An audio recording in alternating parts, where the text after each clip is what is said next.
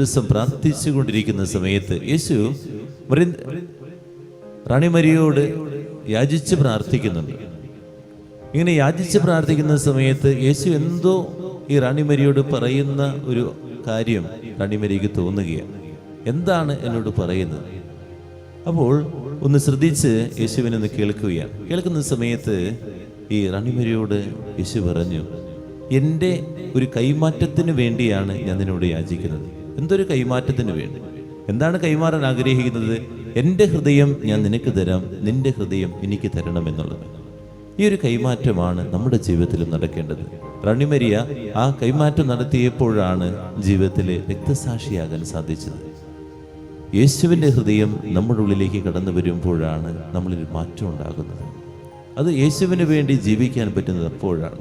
എനിക്ക് യേശുവിൻ്റെ ഹൃദയം എൻ്റെ ഹൃദയത്തിലേക്ക് സ്വീകരിക്കാൻ പറ്റുന്നുണ്ടോ എന്നുള്ളത് നമ്മളൊന്ന് ആത്മശോധന ചെയ്യാം. നമ്മൾ വിശുദ്ധ കുർബാനയിലും അതുപോലെ പ്രാർത്ഥനകളിലൊക്കെ നമ്മൾ യാചിക്കേണ്ടത് തന്നെയാണ്. ദൈവമേ, നിന്റെ ഹൃദയം എനിക്ക് തരണമേ. നിന്റെ സഹനങ്ങൾ ഏറ്റെടുത്ത, നിന്റെ ഏറ്റവും കൂടുതൽ സ്നേഹിക്കുന്ന, അതുപോലെ മറ്റുള്ളവർക്ക് വേണ്ടി പകുത്തു നൽകിയ ആ ഹൃദയം എനിക്ക് തരണമേ.